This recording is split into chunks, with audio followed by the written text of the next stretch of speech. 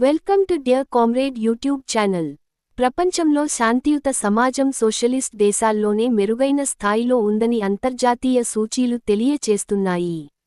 ఆ దేశాల ఉత్థాన పతనాల గురించి ఉన్న అనేక ప్రశ్నలలో ఒకటి అభివృద్ధి మందగిస్తుంది అనేది. అంటే అభివృద్ధి కేంద్రీకరణ జరిగి 4-5 కంపెనీల కబంధ హస్తాల్లో జాతి సంపద ఉండాలా, లేక అంత్యోదయం జరిగి చిట్ట చివరి నిరుపేదల వరకు ఫలాలు అందాలా? ఈ అంశం మానవ అభివృద్ధి, ఆకలి మరియు అవినీతి సూచీలలో అంతర్జాతీయ స్థాయిలో పెట్టుబడిదారీ దేశాలు ఎలా క్షీణించిపోతున్నాయో, అదే సమయంలో సోషలిస్టు దేశాలు ఎంత మెరుగైన శ్రేణులలో ఉన్నాయో తెలియచేస్తుంది. ఇది పెట్టుబడిదారీ దేశాల్లోని 90% ప్రజల సామాజిక, ఆర్థిక దుర్భర పరిస్థితిని తెలియచేస్తుంది. ఈ నేపథ్యంలో శ్రమైక జీవన సౌందర్యం గురించిన రోసెటో వాసుల ఆరోగ్యకరమైన జీవితం వెనుక అద్భుత రహస్యాన్ని ఈ పోడ్కాస్ట్ యొక్క డిస్క్రిప్షన్లో ఉన్న యూట్యూబ్ లింక్ ద్వారా తెలుసుకోండి. ప్రశ్నలెన్ని ఉన్నప్పటికీ ఇదొక్కటే ప్రస్తుతమున్న ఏకైక మార్గం అని చెప్పక తప్పదు. ప్రస్తుత ప్రపంచ పరిణామాలను నిశితంగా అధ్యయనం చేస్తే ప్రస్తుత ప్రపంచం మార్క్సిజం మార్గంలో పయనిస్తుందని తెలుస్తుంది. ప్రజలు తమ సామాజిక, ఆర్థిక దుర్భర పరిస్థితుల నుండి బయటపడే ఏకైక మార్గం మార్క్సిజం అనేది అనేక సోషలిస్టు దేశాల పాలన ద్వారా ఇప్పటికే రుజువైంది.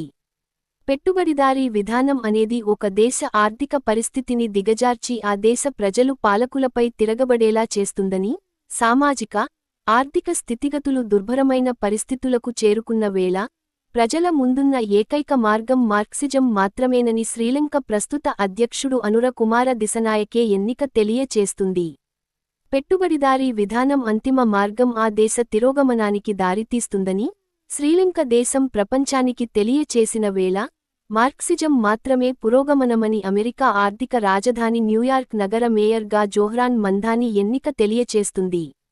ప్రపంచంలోని అగ్రదేశాల ప్రజలు మార్క్సిజం గురించి ఆలోచిస్తున్నారని తెలియచేయడానికి ఈ ఎన్నిక ప్రత్యక్ష ఉదాహరణ. సోషలిజం యొక్క ఫలాలు అనుభవించిన ప్రజలు తమ పాలకులు ఆ మార్గాన్ని వీడి ప్రజావ్యతిరేక విధానాలు అవలంబిస్తే అవి వారిని అధికారం నుంచి దించుతాయని ఇటీవలి నేపాల్ రాజకీయ సంక్షోభం మరియు ఆ దేశ మాజీ ప్రధాని కెపి శర్మ ఓలి ఉద్వాసన తెలియచేస్తున్నాయి. మార్క్సిజం అర్థం కావటానికి కాస్త సమయం తీసుకున్నా 1-2 సార్లు మీ ఖాళీ సమయంలో మరీ ముఖ్యంగా ప్రయాణ సమయంలో వినవలసిందిగా మనవి. ఈ రోజు మనం తెలుసుకోదగిన అంశం మార్క్సిజం అంటే ఏమిటి.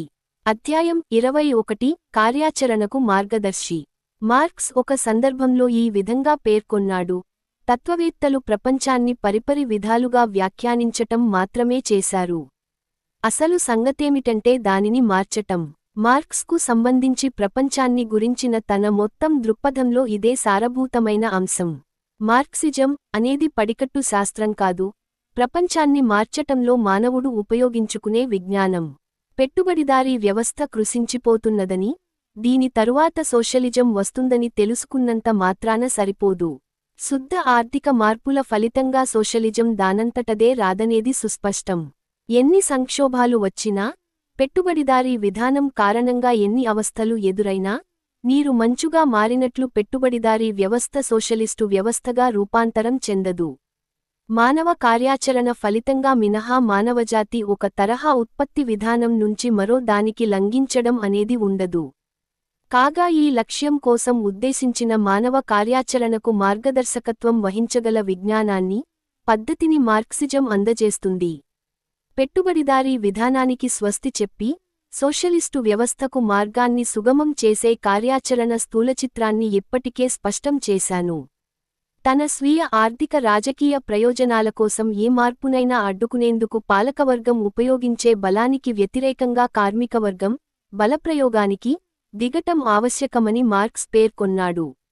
ఈ సాధారణ సూత్రాన్ని కార్మికవర్గ వాస్తవానుభవం నుండి పరిపుష్టం చేయవలసి ఉంది. పోరాట స్వభావం గురించి, కార్మికవర్గం అధికారాన్ని చేజిక్కించుకున్న తరువాత ఏర్పాటు చేయవలసిన ప్రభుత్వ రూపాన్ని గురించి కొన్ని నిర్దిష్ట గుణపాఠాలను 1848, 1871 విప్లవానుభవాల నుండి మార్క్స్ తీశాడు.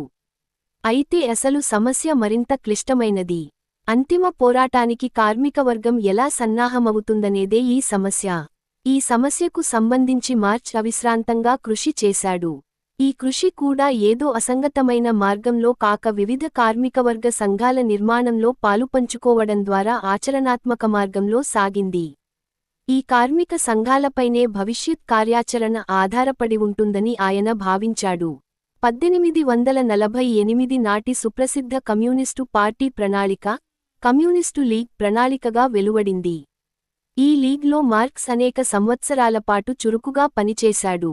ప్రస్తుతం మొదటి ఇంటర్నేషనల్గా ప్రసిద్ధి పొందిన ఇంటర్నేషనల్ వర్కింగ్ మెన్స్ అసోసియేషన్ 1864లో ఉనికిలోకి వచ్చిందంటే అందుకు ఆయన ప్రయత్నాలే కారణం. తన కాలంనాటి బ్రిటిష్ కార్మికోద్యమంతోనూ, అదే విధంగా ఇతర దేశాలలోని కార్మికోద్యమాలతోనూ మార్క్స్కు నిరంతర సంబంధాలు ఉండేవి. అయితే ఆనాడు ట్రేడ్ యూనియన్లోనూ, సహకార సంఘాలలోనూ కొద్దిపాటిగా మాత్రమే కార్మికులు ఉండేవారు. విస్తృతమైన లేదా ప్రభావాన్ని చూపగలిగిన కార్మికవర్గ రాజకీయ పార్టీ ఏ దేశంలోనూ ఉండేది కాదు. ఇదొక్క సమస్యే కాదు, అనేక ఐరోపా దేశాలలో కార్మికవర్గం సంఘటితం కావటం చాలా కష్టంగా ఉండేది. బ్రిటన్ పెట్టుబడిదారీ పరిశ్రమలను మినహాయిస్తే మిగిలిన చోట్ల పరిశ్రమలు శైశవదశలోనే ఉన్నాయి. అప్పటికింకా మిగిలివున్న ప్యూడల్ ప్రభువులకు వ్యతిరేకంగా నిలదొక్కుకోవడానికి అభివృద్ధి చెందుతున్న పెట్టుబడిదారీ వర్గం ప్రయత్నాలు సాగిస్తూనే ఉన్నది. కార్మికవర్గ పార్టీల స్థాపన, వాటి పని స్వభావమూ ఆయా దేశాల అభివృద్ధి దశకు అనుగుణంగా ఉండేది. 1848లో వరస వారీగా సాగిన విప్లవాలలో మార్క్స్తో పాటు ఆయన సోషలిస్టు మిత్రులు కూడా నిరంకుశాధికారానికి వ్యతిరేకంగా సాగిన పోరాటాలకు సహాయపడ్డారు. ప్రష్యా రాజుదళాలకు వ్యతిరేకంగా జర్మన్ ప్రజాతంత్ర సైన్యం చేసిన పోరాటంలో ఎంగెల్స్ పాల్గొన్నాడు. కాగా సోషలిజం అవసరాన్ని, తత్సాధనకు కార్మికవర్గ విప్లవ ఆవశ్యకతను నొక్కి చెప్పే కమ్యూనిస్టు పార్టీ ప్రణాళిక 1848లో అచ్చయింది. పెట్టుబడిదారులు, వివిధ తరగతులకు చెందిన పెటీ బూర్జువాలు లేదా మధ్య తరగతులు నాయకత్వం వహించే ప్రజాతంత్ర పోరాటాలలో పాల్గొనడానికి కార్మికవర్గ విప్లవ సిద్ధాంతానికి సంబంధం ఏమిటో మార్క్సిజాన్ని పిడివాదంగా భావించే వాళ్లకు అర్థం చేసుకోవడం కష్టమే కావచ్చు. ఈ పోరాట ధ్యేయం సోషలిజం కాదు, పార్లమెంటరీ ప్రజాస్వామ్యం. ఏది ఏమైనప్పటికీ ఈ విషయాన్ని మార్క్స్ చాలా స్పష్టంగా వివరిస్తాడు. చారిత్రక క్రమంలోని ఈ దశలో కార్మికవర్గం తన చారిత్రక పాత్రను నిర్వహించడానికి ఏమాత్రం సన్నద్ధంగా లేదు. తాను పయనించవలసిన మార్గాన్ని శుభ్రం చేయడం ద్వారా చారిత్రక క్రమం ముందుకుపోవడానికి మాత్రమే అది తోడ్పడగలదు. ఈ సందర్భంలోనే ఫ్యూడల్ నిరంకుశ ప్రభువుల ఆటంకాలను తొలగించి మార్గాన్ని సరళం చేయాలనే ఆసక్తిగల ఇతర ప్రజా బృందాలతో అది తప్పనిసరిగా పొత్తు పెట్టుకోవాలి. ఫ్యూడల్ నిరంకుశాధికారంపై సాధించిన విజయాన్ని బట్టి కాస్త ముందు వెనుకగా తరువాత దశ వస్తుంది. ఈ దశలో పెట్టుబడిదారీ అభివృద్ధితో పాటు కార్మికవర్గ స్వీయాభివృద్ధి కూడా ఉంటుంది. కనుక కార్మికవర్గ తక్షణ వ్యూహాత్మక లక్ష్యం ఏమిటంటే నిరంకుశాధికారాన్ని బద్దలు కొట్టడం. తమ సంఘాలను, అంతిమ లక్ష్యం గురించిన తమ అవగాహనను అభివృద్ధి చేసుకొనేందుకు దోహదపడే పార్లమెంటరీ ప్రజాతంత్ర పరిస్థితులను కల్పించుకోవడం. ఇప్పటికే పార్లమెంటరీ ప్రజాస్వామాన్ని కలిగి ఉన్న బ్రిటన్ వంటి దేశాలలో కార్మికవర్గ తక్షణ లక్ష్యాలు విభిన్నంగా ఉంటాయి. అయితే కార్మికులు ఇంకా సన్నద్ధం కానందున ఇక్కడ కూడా తక్షణమే అధికారాన్ని చేపట్టడం అంటూ ఉండదు. బ్రిటన్లో కనీసం కార్మికవర్గ రాజకీయ పార్టీ కూడా లేదు. ఉన్నవల్లా చిన్న చిన్న సోషలిస్టు బృందాలు మాత్రమే. మొత్తం మీద చూస్తే కార్మికులు ఇంకా లిబరల్ పార్టీతోనే ఉన్నారు. కనుక ఇప్పుడు తక్షణ కర్తవ్యమేమిటంటే లిబరల్స్తో తెగతెంపులు చేసుకొని సోషలిస్టు కార్యక్రమాన్ని ముందుకు గొనిపోయే కార్మికవర్గ రాజకీయ పార్టీని స్థాపించడం. ఇదే సమయంలో పారిశ్రామిక, సామాజిక, రాజకీయ రంగాలలో కార్మికవర్గ పోరాటాలకు మద్దతు ప్రకటించడం. పెట్టుబడిదారుల నుండి అధికారాన్ని కైవసం చేసుకునేందుకు సాగించే పోరాటంలో అత్యధిక ప్రాధాన్యతకల మొట్టమొదటి చర్య కార్మికవర్గ రాజకీయ పార్టీని స్థాపించడమేనని మార్క్స్ భావించాడు. అయితే రాజకీయ పార్టీని కలిగి ఉండటమొక్కటే చాలదు. దాని విధానం మార్క్సిస్టు విధానమై ఉండాలి. అంటే మార్క్సిస్టు ప్రాపంచిక దృక్పథాన్ని అది ప్రాతిపదికగా కలిగి ఉండాలి. వర్గపోరాటం ద్వారా చరిత్రలో తాను నిర్వహించవలసిన పాత్ర పట్ల అవగాహనను కలిగి ఉండాలి. ప్రతి పోరాటమూ సోషలిజాన్ని స్థాపించే అంతిమ పోరాటానికి బాట వేసేలా చూడవలసి ఉంది.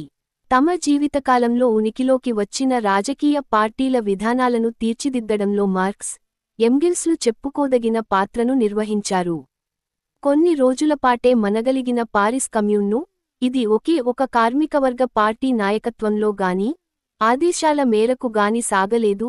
అలా ఉంచితే, మరే దేశంలోనూ పెట్టుబడిదారీ విధానానికి వ్యతిరేకంగా తాము సాగించే పోరాటంలో కార్మికులు తొలినాటి నిర్మాణ దశలను దాటి ముందుకు పోవడానికి ఆనాటి పరిస్థితులు అనుకూలించలేదు. ఈ శతాబ్దం ప్రారంభంలో మొత్తం మీద గుత్త సంస్థలు అభివృద్ధి చెందడం, 4వ అధ్యాయంలో వివరించిన పెట్టుబడిదారీ సామ్రాజ్యవాద దశ ఆవిర్భావం అనేవి కార్మికవర్గ అభివృద్ధిని వేగిరం చేశాయి. ఇదే సమయంలో సామ్రాజ్యవాద వ్యతిరేక నూతన దశ, వర్గ సంఘర్షణలు ఉనికిలోకి వచ్చాయి. దీనివల్ల మార్క్సిజానికి కాలదోషం పట్టలేదు. నిజానికి పెట్టుబడిదారీ అభివృద్ధి అలానే పెట్టుబడిదారులకు, కార్మికులకు మధ్య సంబంధాలు ఒక నూతన దశకు చేరుకున్నాయి. అంటే మార్క్స్, ఎంగిల్స్ జీవితకాలంలో కన్నా వర్గపోరాటపు వ్యూహాలు, ఎత్తుగడలు బాగా అభివృద్ధి చెందవలసి ఉంది. సామ్రాజ్యవాద దశకు మార్క్సిజాన్ని అన్వయించి, విప్లవాన్ని తెచ్చినవాడు లెనిన్. లెనిన్ అభివృద్ధి చేసిన ప్రధానమైన సూత్రాలలో కొన్నింటిని మాత్రమే వివరించడం ఇక్కడ సాధ్యపడుతుంది. ప్రస్తుత కాలంలో ఇవి అత్యంత ప్రయోజనకరంగా ఉండగలవు. అదేమిటంటే కార్మికవర్గ మిత్రుల గురించిన సిద్ధాంతం, పార్లమెంటరీ ప్రజాస్వామ్యం, యుద్ధ సమస్య, పాత పాలకవర్గాన్ని కూల్చివేసే వర్గం ప్రజానీకంలోని ఇతర తరగతులతో కలిసి కార్యాచరణలోకి దిగాలని మార్క్స్ పదే పదే చెప్పిన విషయాన్ని ఇంతకు ముందే చూశాము. ఫ్యూడల్ నిరంకుశాధికారాన్ని పెట్టుబడిదారులు కూల్చివేసినప్పుడు పెట్టుబడిదారులకు రైతులు, మధ్యతరగతి ప్రజలు, ఉన్నంతలో కార్మికవర్గం మద్దతు పలికింది. పెట్టుబడిదారీ వర్గాన్ని కూలదోసే దశ వచ్చినప్పుడు ఈ పొత్తు స్వభావం ఎలా ఉండాలి? సకల దేశాలకు సర్వకాలాలకు అన్వయించే ఏకీకృత సూత్రం గురించి ఆలోచించడం మార్క్సిస్టు దృక్పథానికే వ్యతిరేకం. మార్క్సిస్టు ప్రాథమిక సూత్రాలలో ఒకటేమిటంటే వస్తువుల పరస్పరాధారితత్వము. కార్మికవర్గం శూన్యంలో జీవించడం లేదు. ఒక కాలానికి, మరో కాలానికి, ఒక దేశానికి, మరో దేశానికి మారుతూ ఉండే ఇతర వర్గాలలోని నిర్దిష్ట సమూహాలు, తరగతులు ఉన్న నిశ్చితమైన, యథార్థమైన ప్రపంచం వారి చుట్టూ ఉంది. ఉదాహరణకు, 1917 మార్చి విప్లవం వరకు ఉన్న జార్ రష్యాని తీసుకోండి. రైతులు, ఇతర మధ్య తరగతి ప్రజలు, దుకాణదారులు, చిన్న చిన్న వర్తకులు, మేధావులు తదితరులతో కూడిన ఒక మహాసముద్రం మధ్యలో సంఖ్యారీత్యా అత్యల్పంగా ఉన్న కార్మికవర్గం ఉన్నది. వీరంతా కూడా జార్ నిరంకుశ పాలన నుండి విముక్తిని కోరుతున్నారు. రైతులు మరింత భూమిని కోరుతున్నారు. కనుకనే, సాపేక్షికంగా చూస్తే రైతుల్లో కొందరు ధనికులు, మరికొందరు పేదలు ఉన్నప్పటికీ మొత్తం మీద రైతాంగంతో పొత్తు పెట్టుకోవడం లెనిన్ నేతృత్వాన గల రష్యన్ సోషల్ డెమోక్రటిక్ పార్టీలోని బోల్షివిక్ మెజారిటీ లకు సాధ్యపడింది. గ్రామీణ, పట్టణ ప్రాంతాల రెండింటిలోనూ జారుకు వ్యతిరేకంగా వారి సమిష్టి శక్తి, ఉద్యమము కలిసి 1917 మార్చి విప్లవంలో జారును దింపివేయగలిగాయి. పెట్టుబడిదారులు, తాత్కాలిక ప్రభుత్వం ఏర్పాటైంది. ఇదే సమయంలో కార్మిక, కర్షకుల మధ్య సంబంధాలలో మార్పు వచ్చింది. కార్మిక కర్షకుల ప్రథమశత్రువు జారుపాలన. కాగా ఇప్పుడు జారుపాలన కూలిపోయింది. ఇక ఇప్పుడు కార్మికవర్గ ప్రథమ శత్రువు, కార్మికవర్గ పురోగమనానికి ఆటంకంగా నిలిచే శత్రువు ఎవరయ్యా అంటే తాత్కాలిక ప్రభుత్వానికి ప్రాతినిధ్యం వహించే పెట్టుబడిదారులు. అయితే రైతులందరూ, పెట్టుబడిదారులను తమ శత్రువుగా పరిగణించడం లేదు. తద్విరుద్ధంగా సంపన్న రైతులైన కులక్లు అంటే కూలికి పనివాళ్లను పెట్టుకుంటూ, వర్తకం చేస్తూ, చట్టా వ్యాపారం సాగిస్తూ ఉన్నవాళ్లు, తాత్కాలిక ప్రభుత్వాన్ని తమ స్వంత ప్రభుత్వమని భావించసాగారు. కనుక ఈ దశలో కార్మికవర్గం, మొత్తం రైతులతో పొత్తు పెట్టుకోలేదు. పేద రైతులతోనూ, భూమిలేని రైతులతోనూ మాత్రమే పొత్తు పెట్టుకోగలదు. 1917 నవంబర్ విప్లవ కాలంలో గ్రామీణ పట్టణ ప్రాంతాలన్నిటా ఈ పొత్తే వ్యాపించి ఉన్నది. మొదటి పొత్తు, జారుకు వ్యతిరేకంగా మొత్తం రైతాంగంతో పొత్తు, లేకుంటే 1917 మార్చి నాటి మొదటి విప్లవం అసాధ్యమై ఉండేది. అంతేకాదు నవంబర్ విప్లవ దశ పరిపక్వం చెంది ఉండేది కాదు. ప్రధాన శత్రువుకు అంటే పురోగమనాన్ని అడ్డగించే వర్గానికి వ్యతిరేకంగా కార్మికవర్గం, ఇతర తరగతులతో పొత్తు పెట్టుకోవాలన్న సాధారణ సూత్రం ఎల్లప్పుడూ ఉత్తమంగానే ఉంటుంది. ఒకానొక దేశంలో ఈ సూత్రాన్ని అన్వయించవలసి వచ్చినప్పుడు ఆ దేశంలోని వర్గ శక్తులను విశ్లేషించవలసి ఉంటుంది. ఏ తరగతి ప్రధాన శత్రువుగా ఉందో స్పష్టంగా తెలుసుకోవాలి. ఒకసారి ప్రధాన శత్రువును గుర్తించిన తరువాత ఇక జరగవలసిందేమిటంటే ప్రధాన శత్రువును తొలగించి మార్గాన్ని సుగమం చేయటంలో ఆసక్తి ఉన్న ఏ తరగతులు కార్మికవర్గానికి కలుస్తాయో గుర్తించటం. ఈ విశ్లేషణ పూర్తయిన తరువాత విధానపరమైన రేఖను గీయటం సాధ్యపడుతుంది. అప్పుడు ప్రధాన శత్రువుకు వ్యతిరేకంగా ప్రజలలోని వివిధ తరగతులు కార్యాచరణకుపక్రమిస్తాయి. ఇంతకుముందే మనం చూపినట్లుగా పెట్టుబడిదారీ గుత్త దశ ఉనికిలోకి రాగానే పారిశ్రామికంగా అభివృద్ధి అయిన ప్రతి దేశంలోనూ అల్ప సంఖ్యాకులైన సంపన్నుల చేతుల్లో ఆర్థిక, ఆ రకంగా రాజకీయ అధికారం అంతకంతకు కేంద్రీకృతం కాసాగింది. దీనివల్ల సంపన్నులకు, కార్మికవర్గానికి మధ్య ఘర్షణలు తీవ్రతరం కావడమే కాక పెట్టుబడిదారుల్లోనే గణనీయమైన విభేదాలు పొడచూపసాగాయి.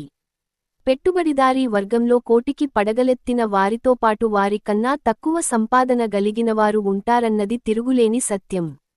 అయితే ప్రపంచ వ్యాప్తంగా గుత్త సంస్థలు ఆవిర్భవించిన దశలో ద్రవ్యపెట్టుబడి సంస్థలకు, చిన్న చిన్న పెట్టుబడిదారులకు మధ్య పెద్ద అగాధం ఏర్పడుతుంది.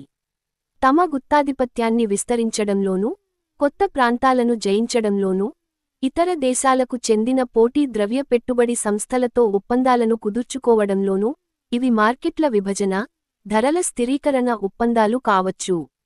లేదా సుంకాలకు విరుద్ధంగా చివరికి యుద్ధాలకు సంబంధించినవైనా కావచ్చు.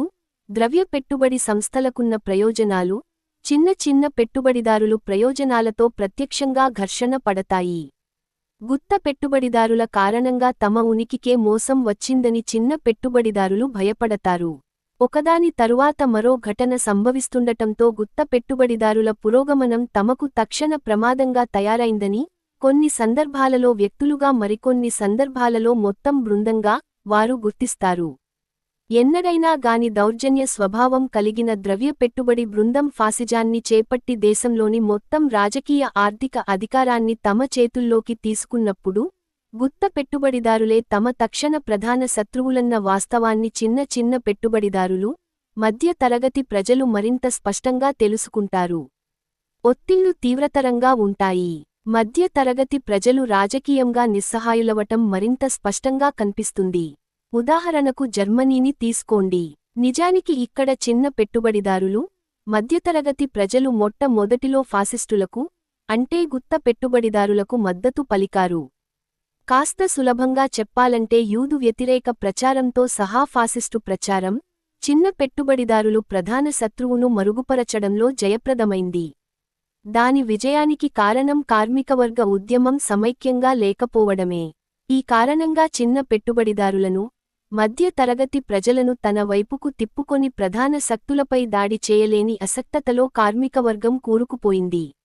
వీక్షకులకు మరింత ఉపయోగమైన సమాచారం అందించుట కొరకై తగిన సలహాలు, సూచనలతో పాటు సద్విమర్శలను క్రింద కామెంట్ విభాగంలో తెలియచేయండి. లాల్ సలాం.